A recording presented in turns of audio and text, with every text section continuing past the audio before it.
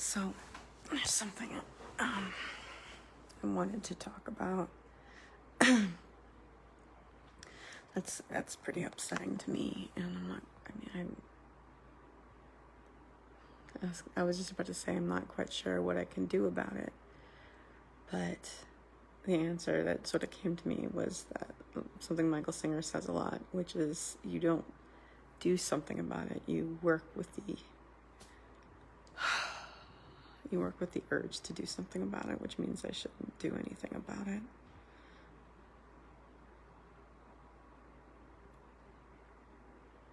Which hurts more. So there's an issue family-wise. And again, I don't want to go into too much detail. Just the stuff that you would need to know. But my sister and I had a thing over the summer in response. What do you need to know here? We had a thing. And as much as I'm really good at admitting when I'm wrong. And, I actually, whenever anything goes wrong between me and someone else, I search and I find what I did wrong I blame myself. I'm really good at blaming myself. So when I say I didn't do anything wrong, I mean I didn't do anything wrong. I've searched and searched and searched. It was all over text, which, admittedly is not best, but she wasn't answering the phone. And certain things needed to be said.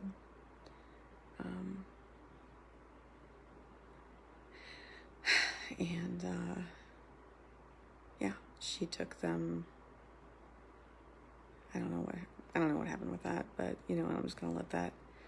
I'm not gonna talk about that. I'll talk about the fact that since then she and I have not talked, and I've reached out, but I'm pretty sure she blocked me on her phone because that's what she tends to do.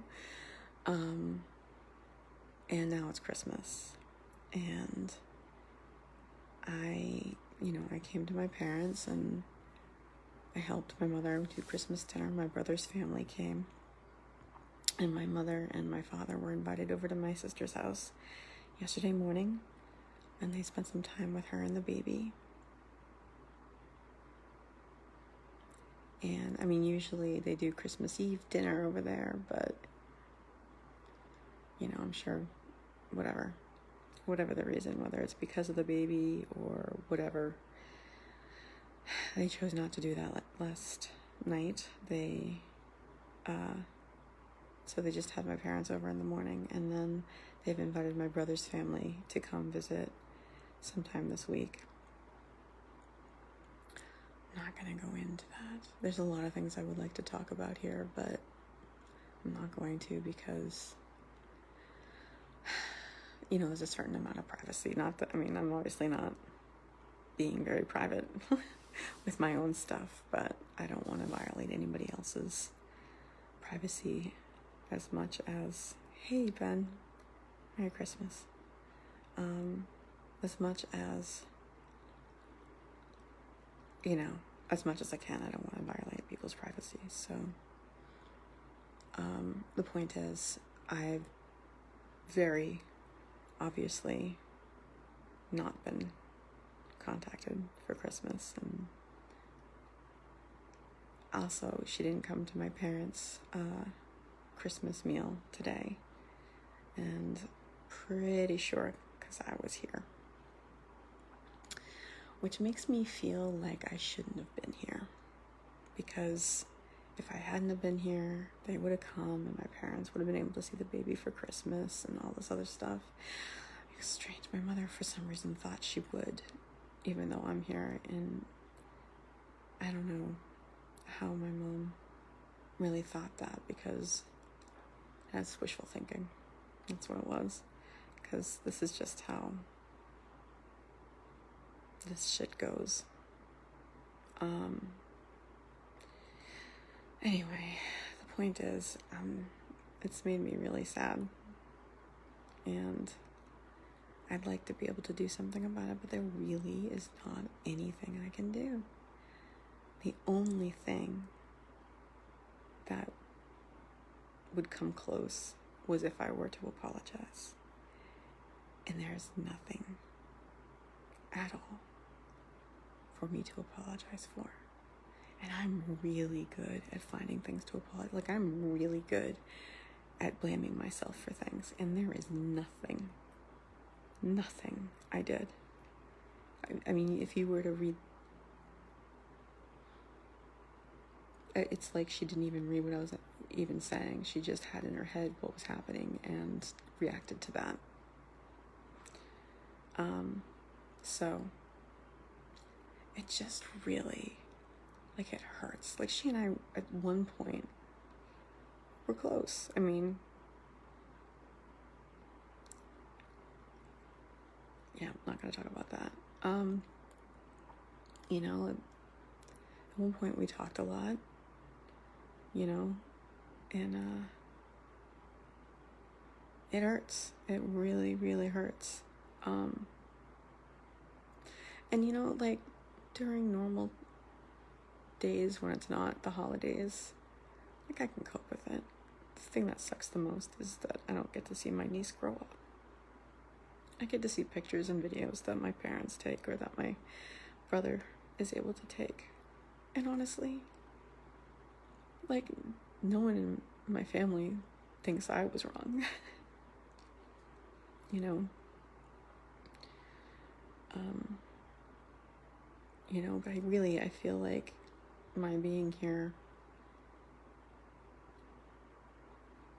I mean, while wanted by my family, was not wanted by my sister, and that makes me feel unwelcome, which is kind of silly because she wasn't even here.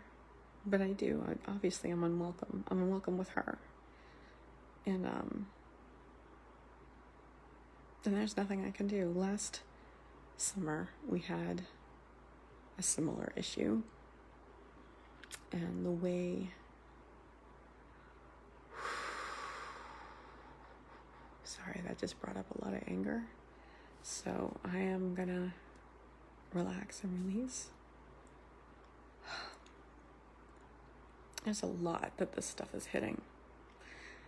There's a lot of history to this relationship. Like, a lot. I mean, she's my sister. I've known her whole life. You know, over 40 years now. And there's history there. And there's a lot of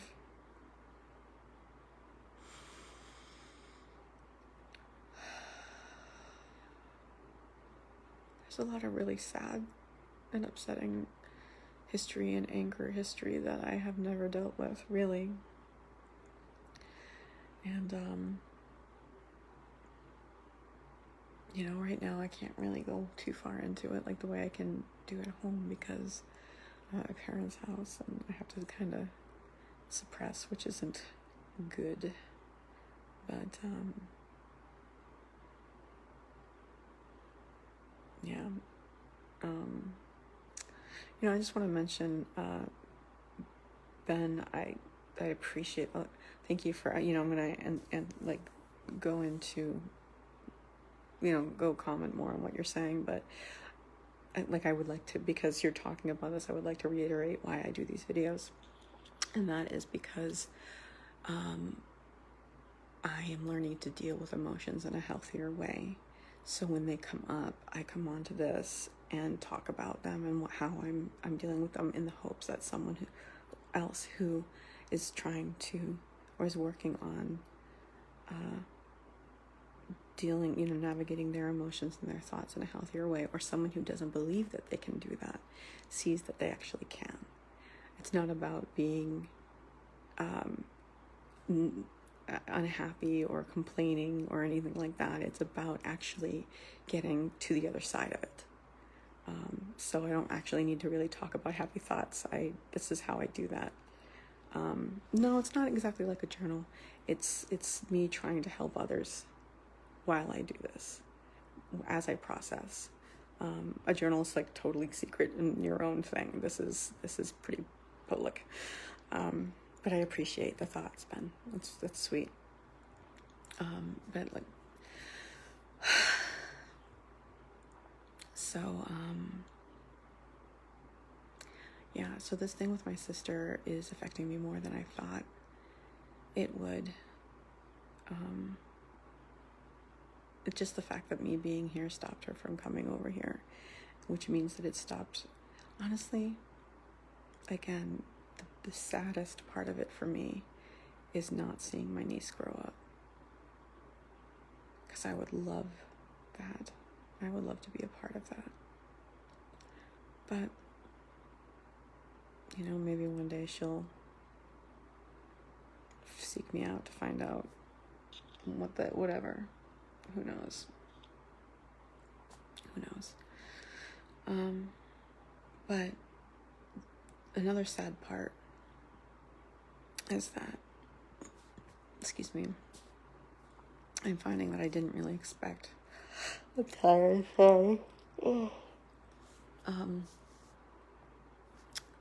Another part that I didn't really expect, I didn't see coming, was feeling bad because I'm keeping like my mother and my parents from seeing her and the baby on Christmas. I'm keeping. You know what? I feel like I'm keeping the family apart. That's what I'm feeling, and I feel guilty for it. But I'm not the one doing that, because I would welcome her. I would, if she would talk to me, I would love that. If she would come and say, "Let's talk about this," I would be overjoyed. And that's not going to happen. And I've made myself very available to her, but she thinks she deserves an apology. And last time this happened, sorry, that's my father. He's coming into the kitchen. He's not going to hear me. I can continue to do this, but you know, it makes me feel a little. He's gonna make some old man noises too. So you're gonna hear some old man noises soon. But yeah. So this kind of makes me feel a little restricted. But he just came up from upstairs, so he's out of breath. And he smokes. Oh, nice! You get to hear him smoke and choke, like that, the cough and choke. Glad you guys get to be witness to that. But the point that I was actually almost as a kind of a breakthrough there that just got interrupted is that I'm not the one that's doing this. I would welcome her. I would be overjoyed to hear from her. But last year when this happened, the only way I was able to get, and she had just had the baby, or it was just before she had the baby through after she had the baby, which was just, you know, that's another story. Anyway, the only way I got through it was to say, I'm sorry that you feel that way. I'm sorry that you were hurt. I never apologized for what I did, because again, yeah, right? You can hear it. It's lots of old man noises. Yeah. So, and it's gonna go on for a while, but I don't really have another place to go to do this. So yeah, I never apologized for what I said, because, well, one sentence that I said, I apologize. One thing that I said was a little out of line, and I apologized a lot for that. But that wasn't good enough. However, when I said, you know, I'm sorry you feel that way, that was accepted, and I think it was just a saving face thing. At that point, he's gonna wash the dishes. Anyway, I wish I could go outside. It's cold outside. So this is very distracting. It's very distracting. So the point is that, yeah, I think that incident, when I said, I'm sorry that you were hurt by that, I think at that point it was saving face for her to accept that as an apology, because I did not apologize for what I said, because again, looking at it, and I reread the texts over and over again, and it's just like, I didn't do anything wrong. Like, I didn't say, other than that one sentence that I did apologize for. Everything I said was above board, you know. Same time here, you know. I was upset at her, but I stated it pretty nicely. And in terms of just like, I want to be a part of your life. Anyway, nope, situational. We're not going there. So the thing is, now I'm not going to apologize, because the feeling I have just thinking about it makes me feel sick. Because again, it would be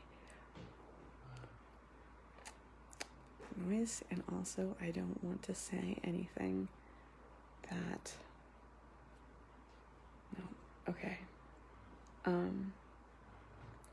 It would make me, let's talk about me, not anything else there, because also, you know, in my head, I tell a story, just like she's obviously doing. So I can't assume, this is the thing, I can't assume I know what's going on in her head, because I really know that I don't. I know that I don't. But I am going to go with what I feel. So that's because that's the only thing I can really talk about, right?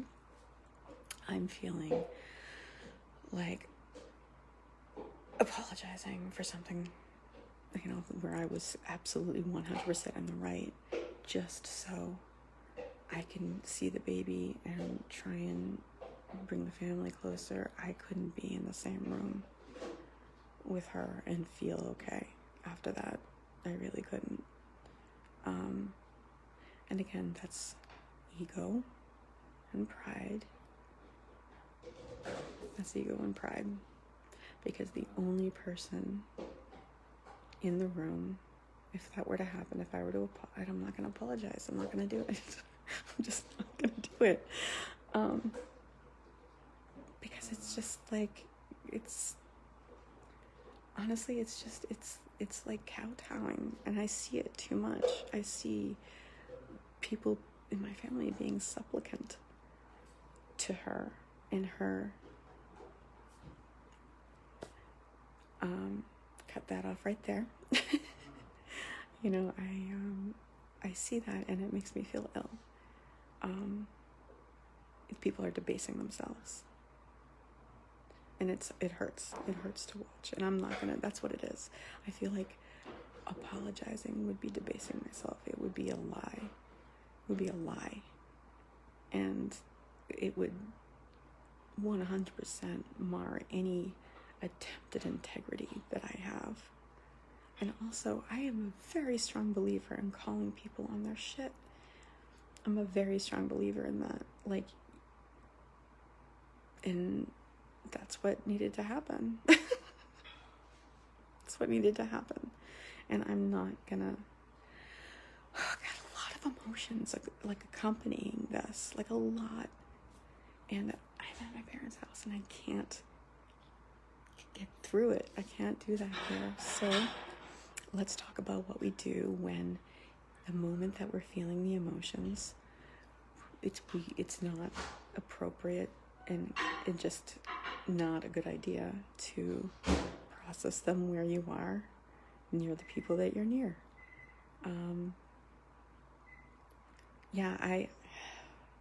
So I can feel a lot of tension in my body, like a lot. So what I'm just going to do, because I think this is the only thing I can do, is breathe deeply and relax the muscles that I can relax. I'm going to relax everything that I feel tense. That's not to say that everything that's tense is going to relax, or that I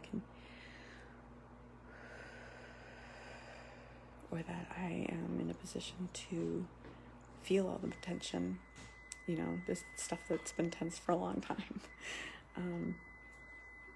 Yeah, it's great. I'm sure you guys are are very able to focus on what I'm saying too. Just as focused as I can be.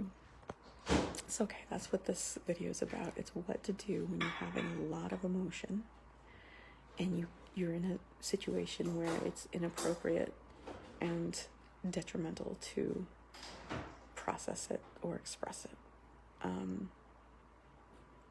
So I'm relaxing and releasing, right? Deep breathing. And also what I'm going to do is I am going to focus on other things until I get home when I can really deal with this. So that's what the solution is right now. Relax, release, and focus on other things. Let my thoughts and let my thoughts and my emotions do whatever they're going to do, but focus on other stuff for the time being. And then I can focus on releasing the tension when I get home, releasing the energy and getting all the way through it and watching it all play out. But that's it. Yeah. Okay. So at least that's something productive and constructive that I can give out there today.